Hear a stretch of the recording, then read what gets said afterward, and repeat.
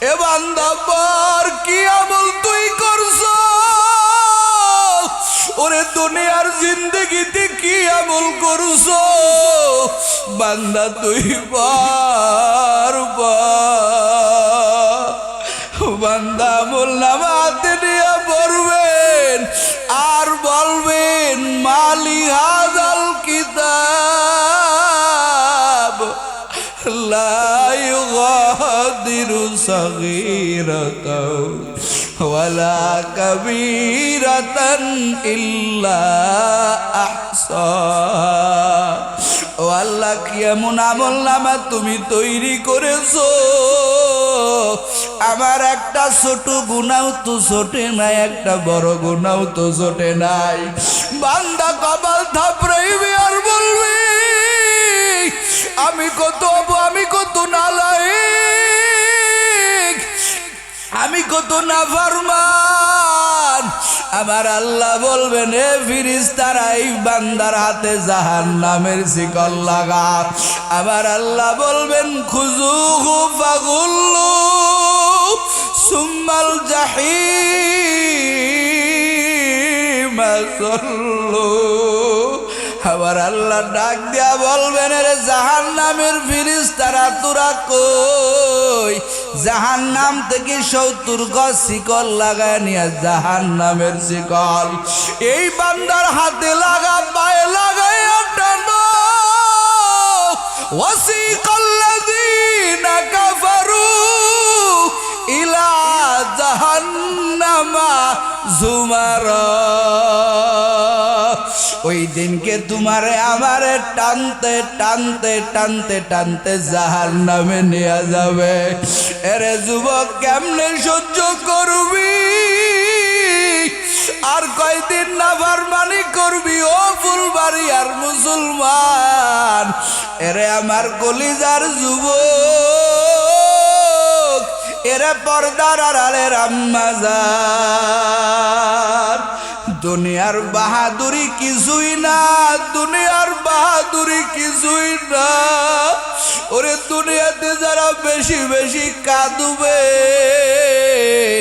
আখেরাতে তাদের হাসির সীমা থাকবে না। আর দুনিয়াতে যারা হাসবে, দুনিয়াতে যারা রং তামাশা করবে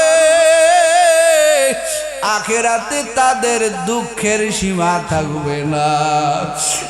এখন তুমি চিন্তা করো দুনিয়াতে কি কান্না করে কাটাইবা নাকি হাসি তামাশা করে কাটাইবা?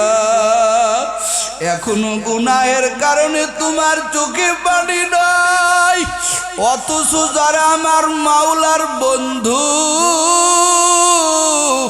এই বুজুর্গরা একটা রাত মাওলার দরবারে পানি ছাড়া ঘুমায় না, যায় নামাজ বিছাইয়া কান্না করে।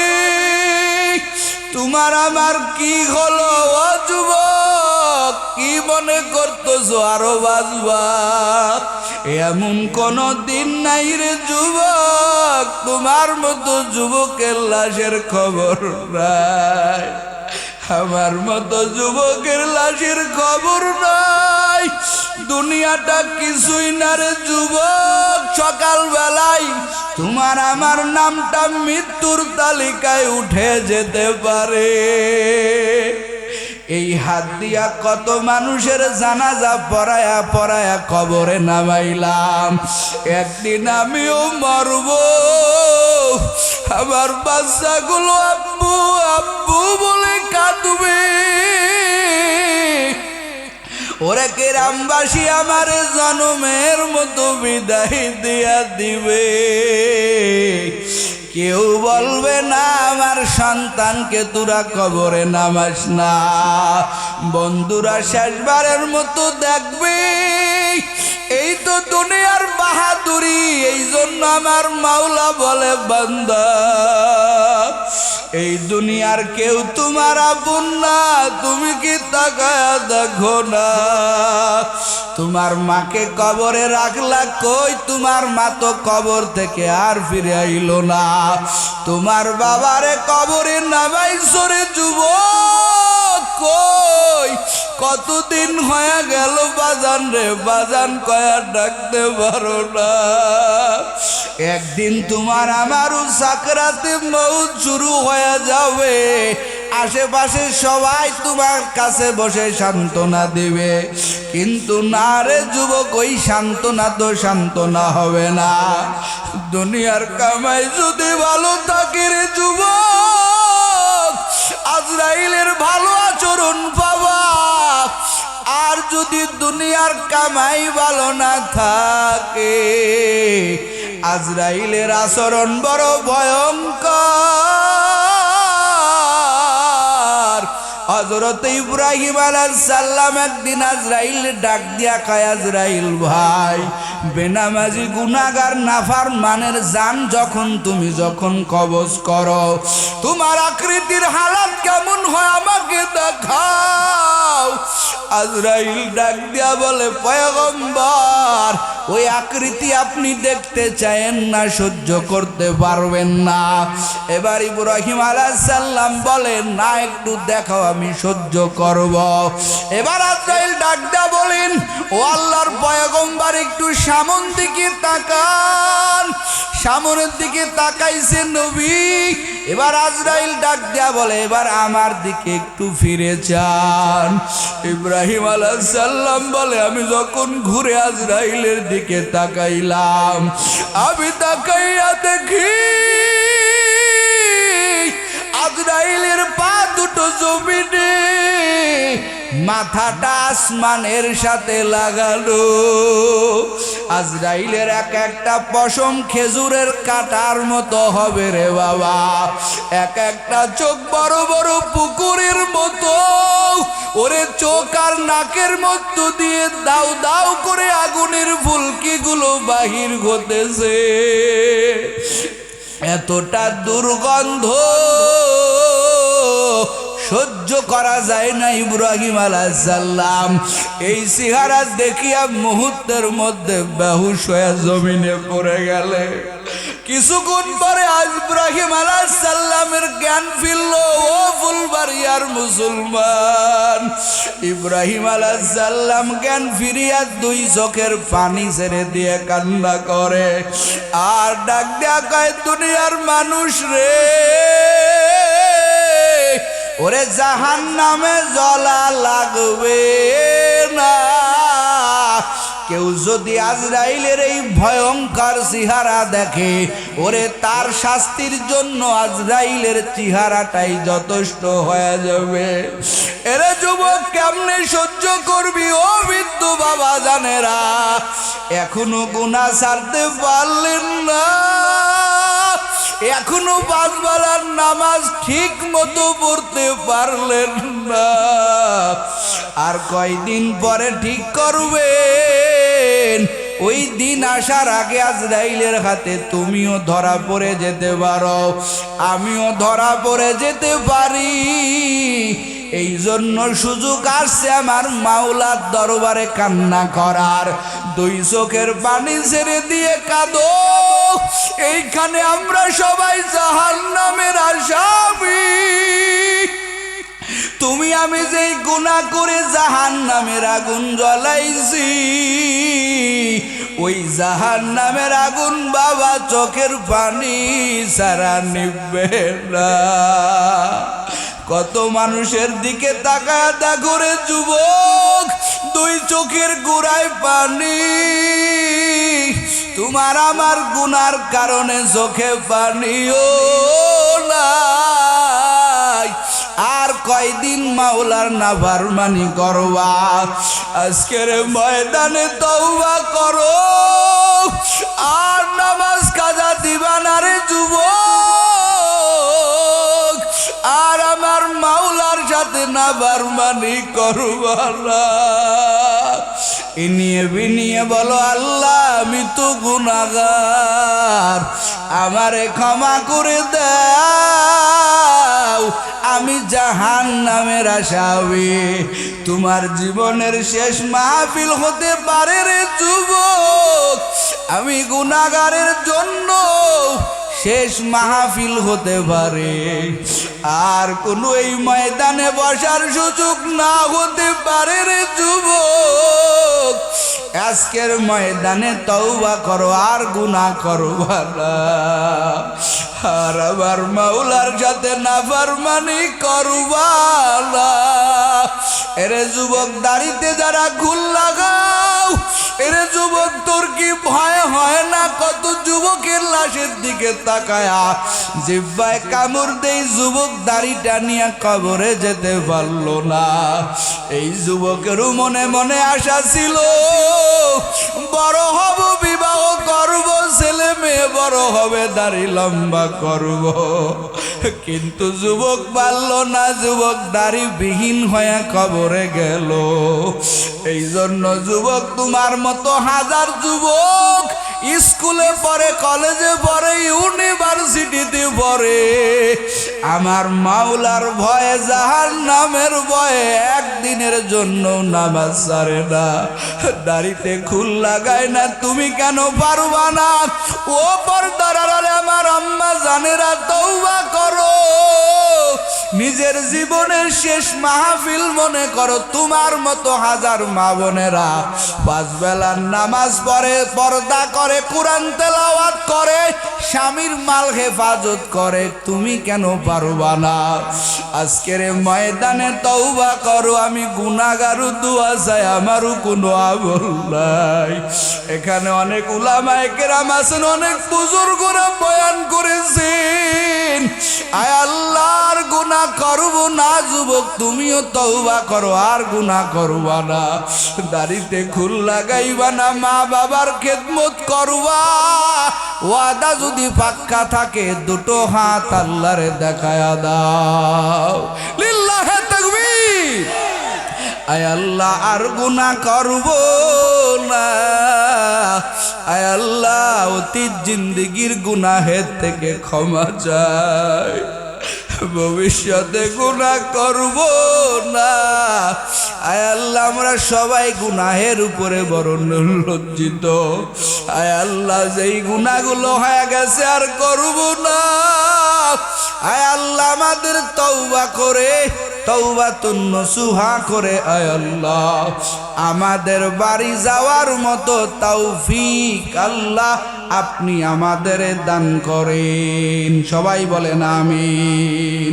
আল্লাহ আমাদের প্রত্যেকেরই তওবা করে, তওবাতুন নসুহা করে আমাদের প্রত্যেকেরই কবরে যাওয়ার তৌফিক আল্লাহ আমাদেরকে দান করুক, বলেন আমিন। এই মাহফিল আল্লাহ ভরপুর কামিয়াব দান করুক, বলেন আমিন। আল্লাহ যত উলামায়ে কেরাম কথা বলেছেন, যত উলামায়ে কেরাম কথা বলেছেন, প্রত্যেকের উলামায়ে কেরামের কথার মধ্যে আল্লাহ বারাকা দান করুক। আল্লাহ তাদের হায়াতের মধ্যে বারাকা দান করুক। জোরে বলে না। কি বললে যুবক?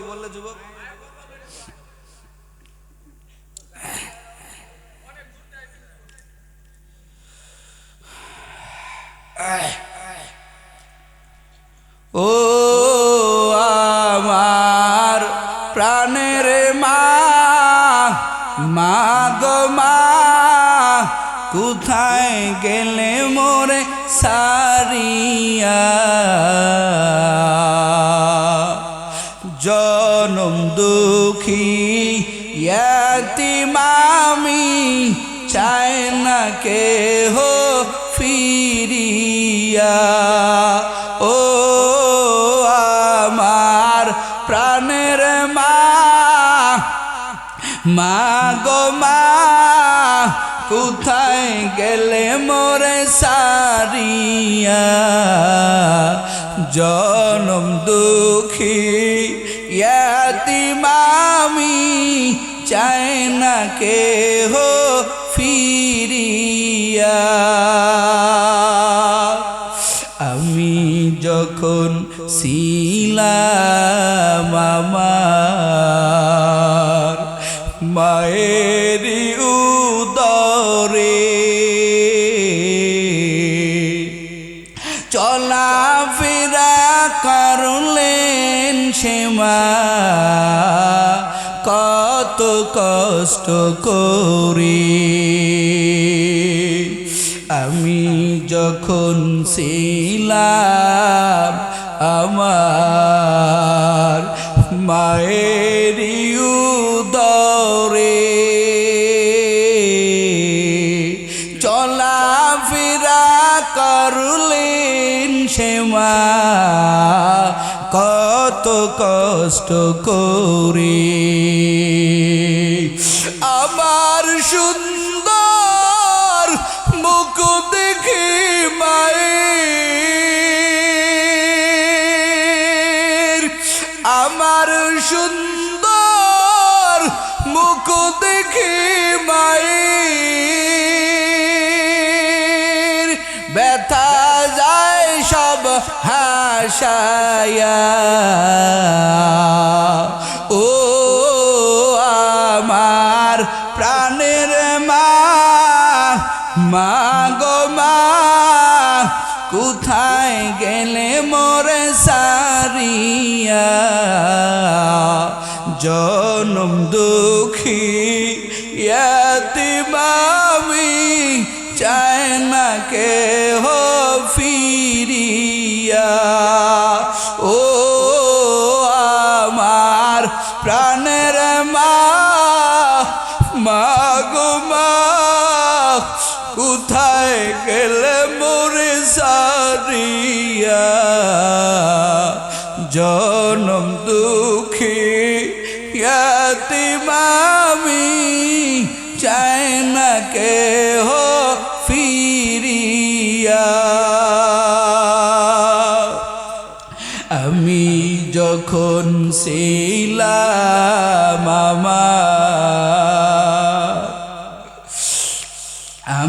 আমি যখন ছিলাম আমার মায়ের উদরে চলাফেরা করলেন সে মা কত কষ্ট করে আমার সুন্দর মুখ দেখে মায়ের আমার সুন্দর মুখ দেখে মায়ের ব্যথা যায় দেয় হাসায়া ও আমার প্রাণের মা মা গো মা কোথায় গেলে মোরে সারিয়া জনম দুঃখী ইয়াতীম আমি চাই না কেহ ফিরিয়া ও আমার প্রাণের মা মা গো মা কোথায় গেলে মোরে সারিয়া জনম দুঃখী ইয়াতীম আমি চাই না কেহ ফিরিয়া আল্লাহ আমাদের সবাইকে মা বাবার খেদমত করার মতো তৌফিক আল্লাহ দান করুক বলেন আমিন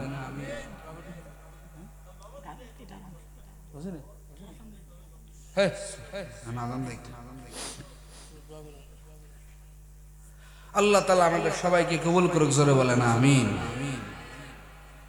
আলহামদুলিল্লাহি রাব্বিল আলামিন والصلاة والسلام على سيدنا والمرسلين وعلى آله وأصحابه أجمعين يا أرحم الراحمين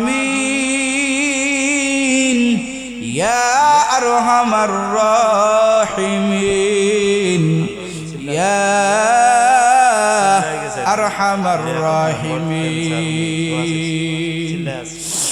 রব্বুল আলামিন ও দয়ার আল্লাহ গভীর রাত ঠান্ডার মধ্যে আল্লাহ আমরা তোমার কিছু গুনাহগার বান্দারে আল্লাহ আয় আল্লাহ জোহর থেকে নিয়া কোরআন হাদিসের আলোচনা চলছে আল্লাহ ভালো ভালো বুজুর্গ উলামায়ে কেরাম কথা বলেছেন রে আল্লাহ আমি অধম, আমার কোনো যোগ্যতা নাই, ওরে আমার কোনো ইলম নাই, আমার কোনো আমল নাই।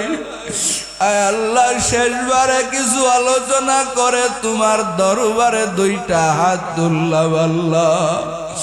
আয় আল্লাহ, মেহেরবানি করে আমাদের হাত দুইখানা ফিরাইয়া দিও না।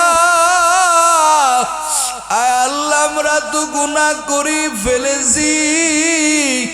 আয় আল্লাহ, আমাদের গুনার কারণে তুমি বেজার হইও না রে আল্লাহ, আমাদের গুনার কারণে বেজার হইও না রে মাওলা। আল্লাহ, আপনি না রহমান,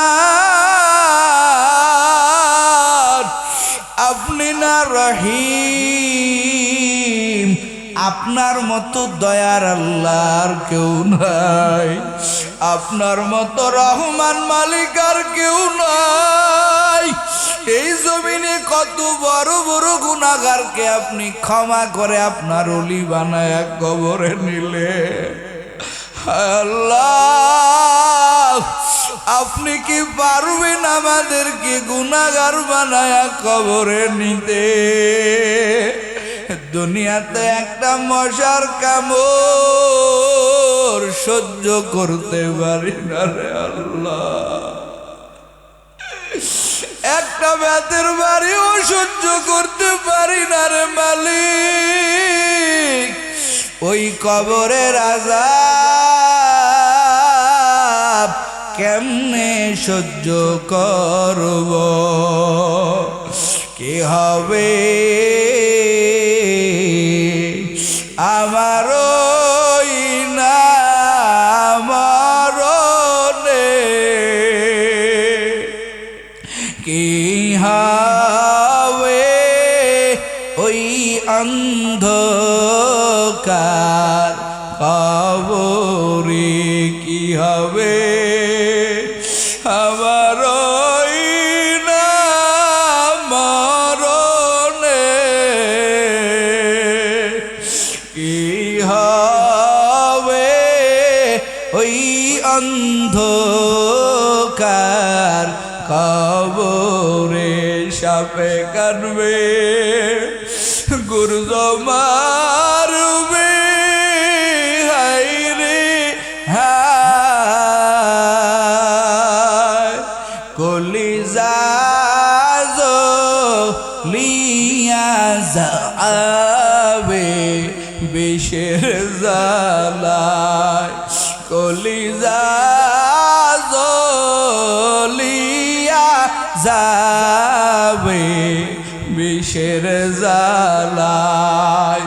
ও দয়ার মালিক, তাকাইয়া দেখো এই ময়দানে রে আল্লাহ, গুনাহ ছাড়া এই ময়দানে আমরা কেউ নাই রে আল্লাহ। আয় আল্লাহ, তুমি মেহেরবানি করে আমাদেরকে মাফ করে দাও আল্লাহ, এই ময়দান কবুল করে নাও। আয় আল্লাহ, মাদ্রাসাই মসজিদ আল্লাহ কবুল করে নাও। আয় আল্লাহ, বড়রা কথা বলেছেন আল্লাহ, কথার মধ্যে বরকত দেয়া দাও আল্লাহ। আল্লাহ, আমল করার তৌফিক দান করে দাও। আয় আল্লাহ, মাহফিল কেন্দ্র করে যারা বুদ্ধি পরামর্শ টাকা পয়সা শ্রম দিয়া সহযোগিতা করিয়া এই ময়দানে যারা অক্লান্ত পরিশ্রম করলো, আল্লাহ মেহেরবানি করিয়া এই মাহফিলের ওসিলা করিয়া প্রত্যেকেরই আপনি হেদায়াত নসিব করায়া দেন। আয় আল্লাহ, যারা বুদ্ধি দিল, টাকা দিল, পয়সা দিল, প্রত্যেকেরই আপনি মাফ করে দেন। আয় আল্লাহ, মাহফিলের সভাপতি, সেক্রেটারি, ক্যাশিয়ার, মসজিদের কমিটি বৃন্দ, মাদ্রাসার কমিটি বৃন্দ সবাইকে কবুল করে নেন। আয় আল্লাহ, দিনের খাদেম বানায়া দেন। আয় আল্লাহ, মাহফিল হেদায়েতের জরিয়া বানায়া দেন আল্লাহ। আয় আল্লাহ, মাহফিল হেদায়েত তোমায় হয়ে যায়। আমার আল্লাহ তাআলা আমাকে একটা পরোয়ানা দেয়, একটা চিঠি দিয়া দেয়। এই চিঠির উপরে আল্লাহর বান্দার পুরো অ্যাড্রেস লেখা থাকে, পুরো ঠিকানা লেখা থাকে, কোন গ্রামের কার ছেলেরকে কার জান কবজ হবে তার পুরা ডিটেলস ঠিকানা লেখা থাকে। আর একটা বিষয় লেখা থাকে, এই আল্লাহর বান্দার জানটা কোন জায়গায় কোন মাকানে আল্লাহর বান্দার জান কবজ হবে। আমি এই পরোয়ানাটা পাইয়া এই যুবকের জান আর অল্প কিছুক্ষণ পরেই কবজ হবে। ও আল্লাহর ওলি, আমি যাইয়া ওই দ্বীপের চতুর্দিকে খুঁজতেছি, কিন্তু ওই আল্লাহর বান্দা যার জান অল্প সময়ের মধ্যে কবজ হবে তাকে আমি দ্বীপের আশেপাশেও কোথাও দেখি না। আমি খুঁজতে খুঁজতে আমি আপনার দরবার পর্যন্ত চলে আসছি। আমি একটু ভালো করে তাকাইয়া দেখলাম, আরে যার জান অল্প সময়ের মধ্যে কবজ হবে এই লোকটা দেখি এই পীর সাহেবের দরবারে বসে আছে, কিন্তু যেখানে কবজ হবে এখান থেকে 1 মাসের দূরত্ব রাস্তা। একটু জোরে কান আল্লাহু আকবার। এবার আজরাইলকে ডাক দেয়া কয়, তাহলে তুমি তার দিকে এভাবে তাকাইলা কেন?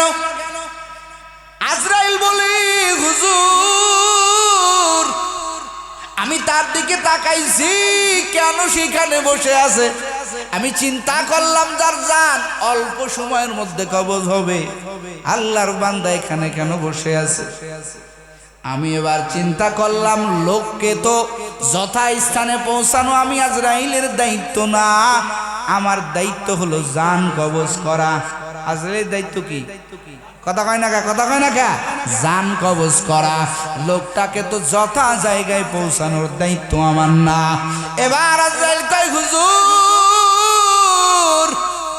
আমার দায়িত্ব জান কবজ করা, লোককে যথা জায়গায় রাখার দায়িত্ব কার? আরো জোরে কন। আমি আজরাইল এই কল্পনা করে চলে গেলাম, 1 মাসের হোক 2 মাসের হোক যত দূরত্ব হোক না কেন এই লোকটাকে যথা জায়গায় উঠা পৌঁছানোর দায়িত্ব আমার না, আমার মাওলার। তবে হুজুর আল্লাহর কি কুদরত, আমি আপনার দরবার থেকে ওই জায়গায় যাইতে না যাইতে আমি যাওয়ার আগে আমি ওখানে যাইয়া দেখি যার জান কবজ হবে 1 মিনিট আগে দেখলাম আপনার দরবারে বসে আছে। আবার এখান থেকে 1 মাসের দূরত্ব রাস্তায় যাইয়া দেখি ওই আল্লাহর বান্দা আমি যাওয়ার আগে ওই মৃত্যু জায়গায় ওই দ্বীপে আল্লাহর বান্দা পৌঁছে গেছে। আমি সবে মাত্র তার জানটা কবজ করে আপনার দরবারে আসলাম। জোরে কান আল্লাহু আকবার। যথা জায়গায় যথা সময় যাইতেই হবে, মৃত্যু কাউকেও ছাড়বে না। কথা বলেন ঠিক কিনা? আরো জোরে বলেন ঠিক কিনা? এখন কথা হলো মৃত্যুর চিন্তা বেশি বেশি করা লাগবে। আল্লাহ মৃত্যুর কথা স্মরণ করতে বলছেন, নবী বলছেন মৃত্যুর কথা স্মরণ করার কথা বলছেন কেন? তোমার শক্ত দিলটা নরম করার জন্য। মৃত্যুর চিন্তা একমাত্র বড় মেডিসিন, যে দিলটা শক্ত, দিলটাকে মুহূর্তের মধ্যে মৃত্যুর চিন্তায় মানুষকে নরম করে দেয়। কথা বলেন ঠিক কিনা? আরো জোরে বলেন ঠিক কিনা? আল্লাহর গোলামেরাও যুবক, এই জন্য নবী আমার বলেন, قال النبي صلى الله عليه وآله وسلم أكثروا ذكر هذه اللذات الموت। আমার নবী বলেন, রে উম্মতের দল, ওই মৃত্যুর কথা বেশি বেশি স্মরণ করো। যেই মৃত্যু তোমার, যেই মৃত্যুর স্মরণটা তোমার দুনিয়া থেকে তোমার দিলটাকে জুদা করে দেয়, দুনিয়ার সমস্ত মজা আরাম আয়েশটা এই মৃত্যুর চিন্তার দ্বারা তোমার অন্তরটাকে আখিরাতমুখী বানায় দেয়। আমার নবী বলেন, ওই মৃত্যুর কথা স্মরণ করো যেই মৃত্যুটা তোমাকে দুনিয়া ত্যাগী বানায়, যেই মৃত্যুটা, যেই মৃত্যুর চিন্তাটা তোমার দুনিয়ার সমস্ত মোহাব্বতকে ধ্বংস করে দেয়। কথা বলেন ঠিক কিনা? এজন্য আল্লাহ তাআলা বলেছেন কিছু কিছু ইবাদত বেশি বেশি করো। নবীও বলেছেন কিছু কিছু ইবাদত বেশি বেশি করো। যেমন জিকিরের বেলায় আমরা যেখানে আয়াত পাই হাদিস পাই বলে বেশি বেশি জিকির করো। ইয়া আইয়ুহাল্লাযীনা আমানু যকুরুল্লাহা যিকরান কাসীরা ওয়াসাব্বিহুহু বুকরাতাও ওয়া আসীলা।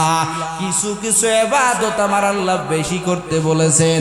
ও আল্লাহর গোলামেরা, ও ফুলবাড়িয়ার মুসলমান কলিজার যুবক, এই জন্য আমার আল্লাহ কয় বান্দা, আমি আল্লাহ তাআলা তোমাকে বললাম কুল্লু নাফসিন যায়িকাতুল মাউত, বান্দা তোমাকে মৃত্যুর স্বাদ গ্রহণ করা লাগবে। এজন্য চিন্তা করো তুমি দুনিয়াতে আখিরাত কামাই করবা না দুনিয়া কামাই করবা। কথা বলেন ঠিক কিনা? চিন্তা করে নাও যে দুনিয়ায় তোমার বাড়ি ঘর তোমাকে স্থায়ীভাবে রাখতে পারবে না, তোমার ক্ষমতা, তোমার টাকা, তোমার পয়সা স্থায়ীভাবে তোমাকে রাখতে পারবে না, তুমি চাইলেও রাখতে পারবে না, তোমার টাকা তোমাকে বাঁচাইতে পারবে না, তোমার ক্ষমতা তোমাকে বাঁচাইতে পারবে না। তুমি চিন্তা করো যে তুমি দুনিয়ার থেকে বসে বসে আসলেই কি আখিরাত কামাই করবা না দুনিয়ার মোহে পড়ে থাকবা, দুনিয়ার সৌন্দর্যের পিছনে তুমি সময় ব্যয় করবা। একটু চিন্তা করো। কথা বলেন ঠিক কিনা?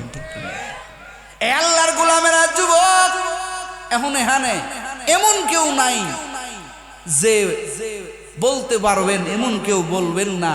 প্রত্যেকে এই বিষয়ে একমত হবেন যে হুজুর হ্যাঁ মৃত্যুবরণ করা লাগে, এখান থেকে বাঁচার কোনো অপশন নেই। কথা বলেন ঠিক কিনা? কথা বলেন ঠিক কিনা? এই চিন্তা আমাদের প্রত্যেকেরই আছে যে আমরা মৃত্যুবরণ করব। এখন মৃত্যুটা বরণ করার আমাদের মধ্যে মুফাসসিরে কেরাম বয়ান করেছেন পুরা উম্মার মধ্যে মৃত্যুর চিন্তাটা সমাজের মধ্যে সমস্ত মানুষেরা তিন শ্রেণীর মানুষেরা তিন রকম করে। কথা কন, কয় শ্রেণীর মানুষ? কথা বলেন, কয় শ্রেণীর মানুষ? মুফাসসিরে কেরাম বলেন মৃত্যুবরণ করা লাগবে এটা বাস্তব, একটা বেধর্মীয় বিশ্বাস করে মৃত্যুবরণ করা লাগবে, কিন্তু চিন্তার ভিন্ন ধরন চিন্তার চেতনা, মৃত্যুর চিন্তা ভিন্ন ভিন্ন রকমের। আসেন তিন প্রকারের মধ্যে আমি আপনি কোন প্রকারের আছি, আমি আপনি কোন প্রকারের মধ্যে আছি এবং আমার ফলাফল কি হবে, শেষ পরিণতি কি হবে, একটু যদি মনোযোগ সহকারে বয়ান শোনেন তাহলে আপনি বুঝতে পারবেন। কষ্ট করে শুনবেন তো ইনশাআল্লাহ? কথা বলেন, শুনবেন তো ইনশাআল্লাহ? হতেই পারে আমার আপনার জীবনের শেষ মাহফিল। কথা বলেন ঠিক কিনা? এ আল্লাহর গোলামেরা, মুফাসসিরে কেরাম বলেন জমিনের মানুষ এই মৃত্যুটাকে তিন ভাবে স্মরণ করে রে বাবা। প্রথম শ্রেণীর মানুষ কারা? বলে যারা মৃত্যুকে এইভাবে স্মরণ করে, মরে গেলে আমি তো আর খাইতে পারবো না, মরে গেলে আমি আর জায়গা জমি করতে পারবো না, মরে গেলে আমি আর গাড়ির মালিক হতে পারবো না, মরে গেলে আমি আর টাকার মালিক হতে পারবো না। সুতরাং মরার আগে যত ফুর্তি করা দরকার, যত আরামায়েশ করা দরকার করে নেই, কারণ একবার মৃত্যুবরণ হয়ে গেলে দুনিয়ার ভোগ বিলাসিতা আর করতে পারবো না। মুফাসসিরে কেরাম বলেন প্রথম শ্রেণীর ব্যক্তি কারা? বলে তারা মৃত্যুটাকে এইভাবে স্মরণ করে, মরার পরে আমি আর দুনিয়াতে ভোগ বিলাসিতা করতে পারবো না, মরার পরে দুনিয়াতে আমি আর রং তামাশা করতে পারবো না। মুফাসসিরে কেরাম বলেন এরা কারা? বলে এরা হলো বেধর্মী, এরা হলো ইহুদি, এরা হলো নাসারা, এরা হলো হিন্দু। এরা মৃত্যুকে এইভাবে স্মরণ করে যে মরার পরে আমি আর বাড়িঘর দূর করতে পারবো না, আমি আর টাকার মালিক হতে পারবো না। সুতরাং যত পারি মরার আগে নিজের সম্পদ করে, মরার আগে নিজের সম্মান গুণী। আল্লাহর বান্দারা এই চিন্তা করে। মুফাসসিরে কেরাম বলেন যারা এই প্রথম প্রকারের ভিতরে, তাদের ঠিকানা কোথায়? মুফাসসিরে কেরাম বলেন এরা মৃত্যুতে কঠিন আযাব ভোগ করবে, এদের কবরের মধ্যে আযাব হবে, আর হাসরের ময়দানে আমার আল্লাহ এদেরকে জাহান্নামের প্যাসেঞ্জার বানায় দেবে। এরা জাহান্নামে আবাদুল আবাদ চিরস্থায়ীভাবে আমার আল্লাহ এদের ঠিকানা করে দিবে জাহান্নামে। জোরে কন নাউজুবিল্লাহ। আপনাদের কাছে আমার একটা প্রশ্ন, এই যে প্রথম প্রকারের চিন্তা করে বেঈমান ইহুদিরা, এদের চিন্তা এরকম থাকার কারণে এরা জাহান্নামে থাকবে চিরকাল। এখন আমগো মুসলমানের মধ্যেও কিছু মুসলমান আসেনি যারাও এই বেধর্মীর মতো চিন্তা করে? আছে না নাই? কথা কয় আছে না নাই? এরা মনে করে দুনিয়াটাই বড়, খাও দাও ফুর্তি করো, দুনিয়াটা মস্ত বড়।